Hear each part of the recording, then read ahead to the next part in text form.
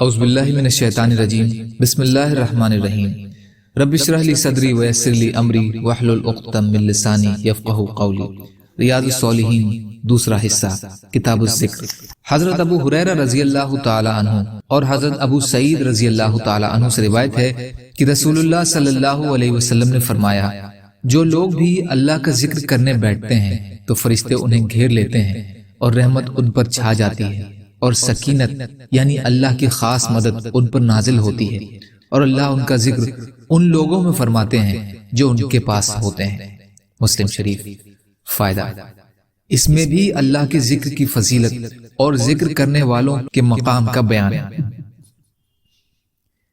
حضرت ابو واقد حارث بن عوف رضی اللہ تعالی عنہ سے روایت ہے کہ ایک بار رسول کریم صلی اللہ علیہ وسلم مسجد میں تشریف فرما تھے اور لوگ بھی آپ کے پاس موجود تھے۔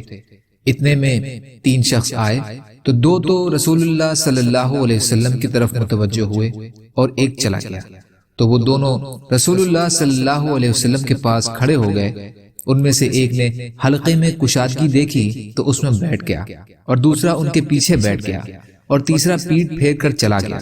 جب رسول اللہ صلی اللہ علیہ وسلم فارغ ہوئے تو فرمایا، کیا میں تمہیں ان 3 شخصوں کی بابت نہ بتلاؤں؟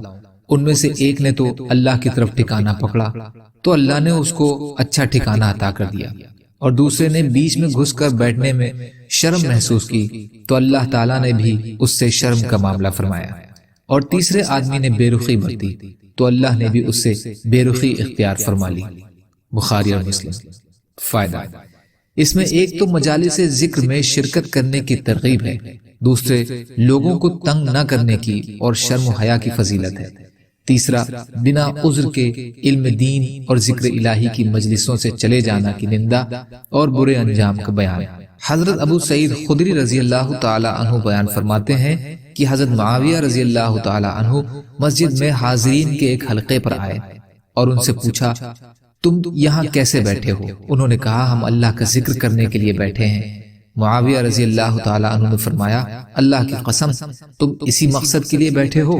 انہوں نے کہا، جی ہاں، ہم صرف اسی مقصد کے لیے بیٹھے ہیں۔ حضرت معاویہ رضی اللہ تعالی عنہ نے فرمایا، میں نے تم سے اس لیے قسم نہیں اٹھوائی کہ میں تمہیں جھوٹ سے متہم سمجھتا ہوں۔ یاد رکھو، کوئی شخص ایسا نہیں جسے رسول اللہ صلی اللہ علیہ وسلم کے ساتھ مجھ جیسا قرب حاصل ہو اور پھر وہ مجھ سے کم حدیثیں بیان کرنے والا ہو۔ بے شک رسول اللہ صلی اللہ علیہ وسلم اپنے صحابہ کے حلقے پر تشریف لائے تو ان سے پوچھا، تم یہاں کیوں بیٹھے ہو؟ انہوں نے کہا، ہم بیٹھے ہوئے اللہ کا ذکر اور اس بات کی اس کی تعریف کر رہے ہیں کہ اس نے ہمیں اسلام کی ہدایت سے نوازا اور اس کے ذریعے سے ہم پر احسان فرمایا۔ آپ نے فرمایا، اللہ کی قسم تمہیں اسی چیز نے بٹھایا ہے؟ انہوں نے کہا، اللہ کی قسم اسی مقصد نے ہم کو بٹھایا ہے۔ آپ نے فرمایا، خبردار، میں نے تم سے قسم اس لیے نہیں اٹھوائی کہ میں تمہیں جھوٹ سے متہم سمجھتا ہوں، لیکن بات یہ ہے کہ جبریل میرے پاس آئے اور انہوں نے مجھے بتلایا کہ اللہ تعالیٰ تم پر فرشتوں کے سامنے فخر کرتے ہیں۔ مسلم شریف۔ فائدہ، اس میں بھی پچھلی حدیثوں کی طرح مجالس ذکر اور ذاکرین کی فضیلت اور شرف کا بیان ہے۔ یا اللہ ہم سب کو کہنے سننے سے زیادہ عمل کی توفیق عطا فرما۔ یا اللہ مظلوموں کی مدد فرما، ہم سب کو اپنی استعداد کے بقدر اپنا حق ادا کرنے والا بنا۔ یا اللہ رحم کا، کرم کا، عافیت کا، درگزر کا معاملہ فرما۔ یا اللہ آپ قادر مطلق ہیں، ہر شے پر قادر ہیں، آپ کے لیے ہر چیز آسان ہے۔